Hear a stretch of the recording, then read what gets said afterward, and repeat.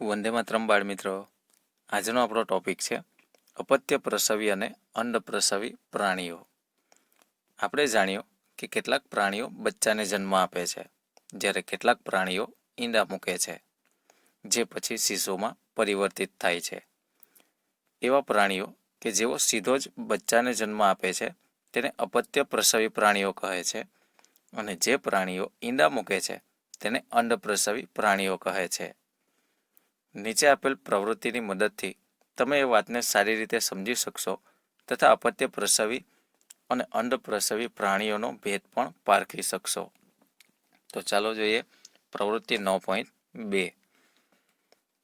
દેડકો, ગરોળી, પતંગિયું, ફોદા, મરઘી તથા કાગડાના અથવા કોઈ અન્ય પક્ષીઓના ઈંડા ભેગા કરવાનો પ્રયત્ન કરો. શું તમે આ બધા પ્રાણીઓના ઈંડાઓને એકત્રિત કરી શકશો?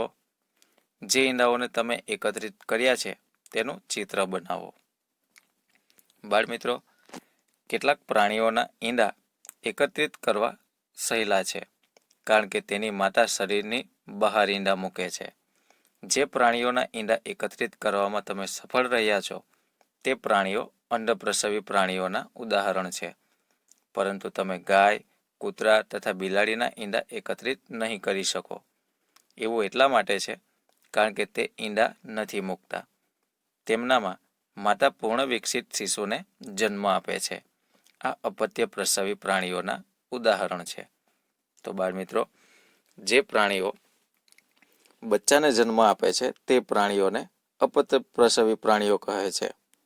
દાખલા તરીકે ગાય, ભેંસ, ઘોડો, ઊંટ ઉપરાંત મનુષ્ય આ અપત્ય પ્રસવી પ્રાણીઓ છે. અને જે પ્રાણીઓ ઈંડા મૂકે છે તેને અંડપ્રસવી પ્રાણીઓ કહેવાય છે.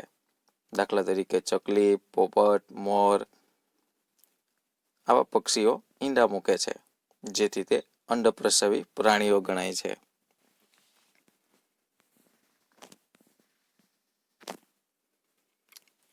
શું તમે અપત્ય પ્રસવી તેમજ અંડપ્રસવી પ્રાણીઓના અન્ય ઉદાહરણ આપી શકો છો?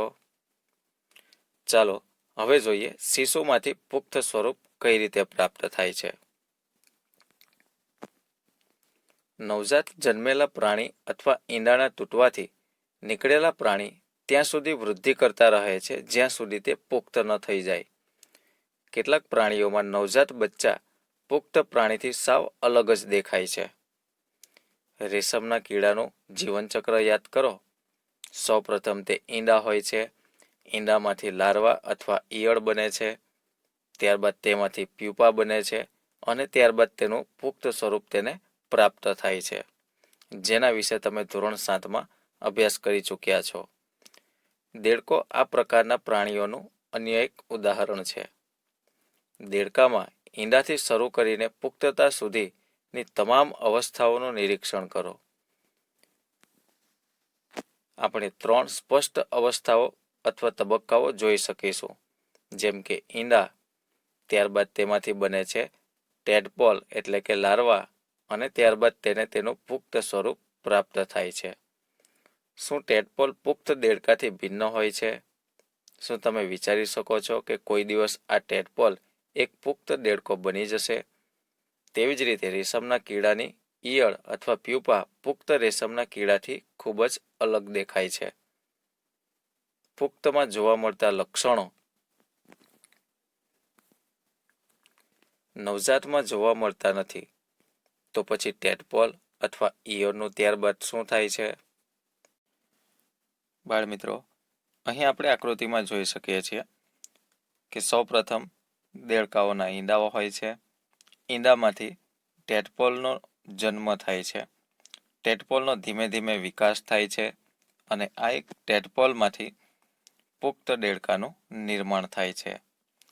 જેમ રેશમના કીડાઓની દરેક અવસ્થાઓ અલગ અલગ જ હોય છે, તેમ દેડકાની પણ દરેક અવસ્થાઓ અલગ અલગ છે. દરેક અવસ્થાઓમાં તેના લક્ષણો પણ અલગ અલગ છે. દેડકાનું નિર્માણ થતાં આ દેડકો કૂદકા પણ મારી શકે છે અને પાણીમાં તરી પણ શકે છે. તમે એક સુંદર ફૂંદાને અંડઘરમાંથી નીકળતા જોયું હશે. ટેડપોલ રૂપાંતરણ પામીને પુખ્ત દેડકામાં ફેરવાઈ જાય છે, જે કૂદી શકે છે અને તરી શકે છે. કેટલાક વિશેષ પરિવર્તનોની સાથે ટેડપોલનું પુખ્તમાં રૂપાંતરણ પામવાની ક્રિયાને કાયાંતરણ કહે છે. જેમ જેમ આપણે મોટા થઈએ છીએ તેમ તેમ આપણે શરીરમાં કેવા પરિવર્તનો જોઈએ છે? શું તમે વિચારો છો કે આપણું પણ કાયાંતરણ થાય છે? મનુષ્યમાં જન્મ સમયથી જ નવજાત શિશુમાં પુખ્ત જેવા જ શારીરિક અંગો આવેલા છે. તેથી બાળમિત્રો, મનુષ્યમાં કાયાંતરણ થતું નથી, કારણ કે તેને જન્મ સમયથી જ શારીરિક અંગો આવેલા હોય છે, જેમાં કોઈ પરિવર્તન આવતું નથી. ફક્ત તેનો વૃદ્ધિ અને વિકાસ થાય છે. જ્યારે રેશમના કીડા અને દેડકા જેવા પ્રાણીઓમાં શારીરિક અંગોમાં રૂપાંતરણ થાય છે. આથી તેને જ કાયાંતરણ કહે છે. ચાલો હવે જોઈએ અલિંગી પ્રજનન. અત્યાર સુધી આપણે પ્રજનન પ્રક્રિયાઓનો અભ્યાસ એવા પ્રાણીમાં કર્યો કે જેનાથી આપણે પરિચિત હતા. પરંતુ અત્યંત નાના પ્રાણીઓ જેવા કે હાઇડ્રા તેમજ સૂક્ષ્મદર્શી પ્રાણી જેમ કે અમીબામાં પ્રજનન કેવા પ્રકારે થતું હશે? શું તમે તેઓની પ્રજનન કરવાની રીત વિશે જાણો છો? તો ચાલો તેની જાણકારી પ્રાપ્ત કરીએ.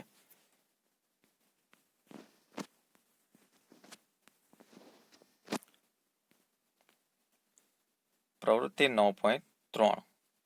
હાઇડ્રાની સ્થાયી સ્લાઇડ લો. વિપુલ દર્શક કાચ અથવા સૂક્ષ્મદર્શક યંત્રની મદદથી સ્લાઇડનું નિરીક્ષણ કરો. પિતૃ શરીર ઉપરથી શું કોઈ ઉપસેલી સંરચના જોવા મળે છે? આ ઉપસેલી સંરચનાઓની સંખ્યાની ગણતરી કરો. તેનું કદ પણ નોંધો.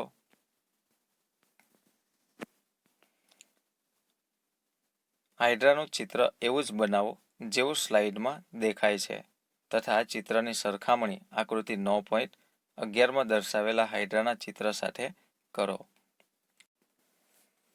પ્રત્યેક હાઇડ્રામાં એક કે તેથી વધુ ઉપસેલા ભાગ જોવા મળે છે. આ ઉપસેલી રચના વિકાસ પામતો નવો સજીવ છે, જેને કલિકા કહે છે. યાદ કરો કે યીસ્ટમાં પણ કલિકા જોવા મળે છે. હાઇડ્રામાં પણ એકલ પિત્રોમાંથી ઉદ્ભવતા ઉપસેલા ભાગોમાંથી નવો સજીવ વિકાસ પામે છે. આવા પ્રજનનમાં એક જ પિત્રોમાંથી નવો સજીવ ઉત્પન્ન થાય છે. તેથી તેને અલિંગી પ્રજનન કહે છે. હાઇડ્રામાં કલિકામાંથી નવો સજીવ ઉદ્ભવે છે. આથી આવા પ્રજનનને કલિકા સર્જન કહે છે. બાળમિત્રો, અહીં આપણે આકૃતિમાં જોઈ શકીએ છીએ કે હાઇડ્રામાં ઉપસેલા વિવિધ ભાગો જોવા મળે છે. આ ઉપસેલા ભાગો એ હાઇડ્રામાંથી ઉત્પન્ન થતો નવો સજીવ છે. આમ હાઇડ્રામાં નવા સજીવ ઉત્પન્ન થવા માટે કોઈ અંડકોષ કે શુક્રકોષના સીધા જોડાણની જરૂર નથી. આથી આ પ્રજનન અલિંગી પ્રજનન છે. ઉપરાંત હાઇડ્રામાં આવી કલિકાઓના સર્જનથી નવો સજીવ ઉદ્ભવે છે. આથી આવા પ્રજનનને કલિકા સર્જન પણ કહેવાય છે.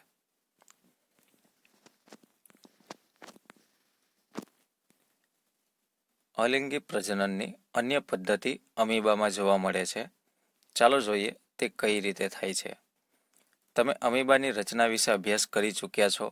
તમને યાદ હશે કે અમીબા એક કોષી સજીવ છે. તેમાં કોષ કેન્દ્રના બે ભાગોમાં વિભાજનથી પ્રજનન ક્રિયાની શરૂઆત થાય છે. ત્યારબાદ કોષ પણ બે ભાગમાં વિભાજિત થઈ જાય છે, જેના પ્રત્યેક ભાગમાં કોષ કેન્દ્ર હોય છે. પરિણામ સ્વરૂપે એક પિત્રોમાંથી બે અમીબા બને છે. આવા પ્રકારના અલિંગી પ્રજનન કે જેમાં સજીવ વિભાજિત થઈને બે સંતતિ ઉત્પન્ન કરે છે, તેને દ્વિભાજન કહે છે. બાળમિત્રો, અમીબામાં તારા કેન્દ્ર નામની અંગિકાને કારણે કોષ કેન્દ્રનું વિભાજન થાય છે. કોષ કેન્દ્રનું વિભાજન થતાં અમીબાના શરીરનું પણ વિભાજન થઈ જાય છે અને તેનું વિભાજન થતાં નવા જ બાળ અમીબાનો જન્મ થાય છે. આમ અમીબાના શરીરનું વિભાજન થઈને નવા સજીવનું નિર્માણ થાય છે. આથી આ પ્રજનનને દ્વિભાજન પણ કહે છે. આમ કલિકા સર્જન અને દ્વિભાજન એ અલિંગી પ્રજનનની પદ્ધતિઓ છે. કલિકા સર્જન તેમજ દ્વિભાજન સિવાય કેટલાક અન્ય પ્રકારો છે જેની મદદથી એક જ પિતૃમાંથી સંતતિ પેદા થાય છે. તેના વિશે તમે હવે પછીના ધોરણમાં અભ્યાસ કરશો. ચાલો હવે પ્રકરણના અંતમાં થોડું વિશેષ જાણી લઈએ. ડોલીની વાર્તા ક્લોન. કોઈ સમાન કોષ, કોઈ અન્ય જીવંત ભાગ કે સંપૂર્ણ સજીવને કૃત્રિમ રીતે ઉત્પન્ન કરવાની પ્રક્રિયાને ક્લોનિંગ કહે છે. કોઈ પ્રાણીનું સફળતાપૂર્વક ક્લોનિંગ સર્વપ્રથમ ઇયાન વિલ્મટ અને તેના સહયોગીએ સ્કોટલેન્ડમાં એડિનબર્ગ ખાતે આવેલા રોઝલિન ઇન્સ્ટિટ્યૂટમાં કર્યું. તેઓએ એક ઘેટાને ક્લોન કર્યું જેનું નામ ડોલી રાખવામાં આવ્યું. ડોલીનો જન્મ 5 જુલાઈ 1996માં થયો. આ ક્લોન થયેલું પહેલું સસ્તન હતું. અહીં આપણે જોઈ શકીએ છીએ ફિન ડોરસેટ ઘેટું, સ્કોટિશ બ્લેકફેસ ઈવ, જેના પર ક્લોનિંગ પદ્ધતિ અમલમાં મૂકવામાં આવી અને તેના પરિણામ સ્વરૂપે પ્રાપ્ત થયેલું ઘેટું છે ડોલી. ડોલીનું ક્લોનિંગ કરતી વખતે ફિન ડોરસેટ નામની માદાની સ્તન ગ્રંથિમાંથી એક કોષ એકત્રિત કરવામાં આવ્યો. એ જ સમયે બ્લેકફેસ ઈવમાંથી અંડકોષ પણ એકત્રિત કરવામાં આવ્યો. અંડકોષમાંથી કોષ કેન્દ્રને દૂર કરી દેવામાં આવ્યું. ત્યારબાદ ફિન ડોરસેટ ઘેટાના સ્તન ગ્રંથિમાંથી લેવામાં આવેલ કોષનું કોષ કેન્દ્ર સ્કોટિશ બ્લેકફેસ ઈવના કોષ કેન્દ્ર વગરના અંડકોષમાં દાખલ કરવામાં આવ્યું. આ પ્રકારે ઉત્પન્ન અંડકોષને સ્કોટિશ બ્લેકફેસ ઈવમાં દાખલ કરવામાં આવ્યો. અંડકોષનો વિકાસ સામાન્ય સ્વરૂપે થયો તથા ડોલીનો જન્મ થયો. સ્કોટિશ બ્લેકફેસ ઈવે ડોલીને જન્મ આપ્યો હતો, પરંતુ ડોલી ફિન ડોરસેટ ઘેટા જેવી દેખાતી હતી કે જેનામાંથી કોષ કેન્દ્ર લેવામાં આવ્યું હતું, કેમ કે સ્કોટિશ બ્લેકફેસ ઈવના અંડકોષમાંથી કોષ કેન્દ્રને દૂર કરી દેવામાં આવ્યું હતું. કારણ કે બાળ મિત્રો, આપણે જાણીએ છીએ કે કોષ કેન્દ્રના રંગસૂત્રો પર જે તે સજીવના લક્ષણો આધારિત હોય છે. આથી અહીં ડોલી જે પ્રાપ્ત થાય છે તે ફિન ડોરસેટ ઘેટા જેવી દેખાતી હતી, કારણ કે તેના કોષ કેન્દ્રનો ઉપયોગ થયો હતો. જેથી ડોલીમાં સ્કોટિશ બ્લેકફેસ ઈવનું કોઈ પણ લક્ષણ પ્રદર્શિત ન થયું.